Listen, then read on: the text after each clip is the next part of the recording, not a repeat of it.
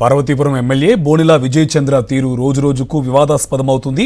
అధికారం ఉందనే అహంకారంతో అధికారులను భయభ్రాంతులకు గురి చేస్తున్నారనే ఆరోపణలు వెల్లువెత్తున్నాయి. రెవెన్యూ రికార్డుల విషయంలో ఎమ్మెల్యే దూకుడు తగ్గించాలని సాక్షాత్తు ముఖ్యమంత్రి మందలించినా ఆయన తీరులో మార్పు రాకపోవడం నియోజకవర్గంలో హాట్ టాపిక్ గా మారింది. 3.5 ఎకరాలు టోటల్గా, అంతకంటే ఎక్కువే ఉంది. దాదాపుగా 3.5 ఎకరాలు. ఈ స్థలాన్ని గత 2 సంవత్సరాల నుంచి బంటు దాస్ అనే వ్యక్తి ఆక్రమించుకొని ఈ ఇటుకల బట్టి కోసం ఇవ్వడం జరిగింది. పార్వతీపురం మండలం అడ్డాపు శిలా గ్రామంలోని సర్వే నెంబర్ 70/2లో ఉన్న 3.5 ఎకరాల ప్రైవేట్ భూమిపై ఎమ్మెల్యే కన్నుపడింది. భూమి కొన్ని దశాబ్దాలుగా ప్రైవేటు వ్యక్తి స్వాధీనంలో ఉంది. రెవెన్యూ రికార్డుల్లో కూడా అదే చూపిస్తోంది. అయితే ఆ భూమిని ప్రభుత్వ భూమిగా రికార్డుల్లో మార్చాలని ఎమ్మెల్యే బోనిల విజయ్ చంద్ర అధికారులపై ఒత్తిడి తెస్తున్నారు.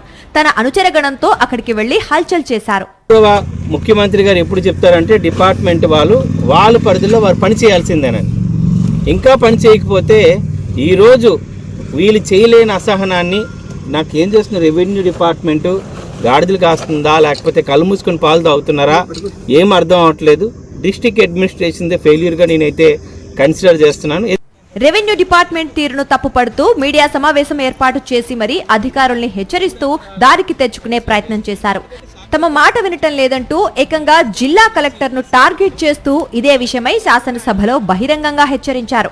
అయితే రికార్డులను మార్చే పని చేయటం కుదరదని రెవెన్యూ అధికారులు తేల్చి చెప్పేశారు.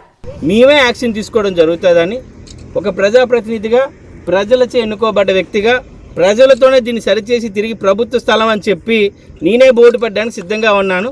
ప్రభుత్వ భూముల పరిరక్షణ అనే ముసుగులో ఎమ్మెల్యే భూదందాకు తెరలేపారన్న విమర్శలు వ్యక్తమవుతున్నాయి.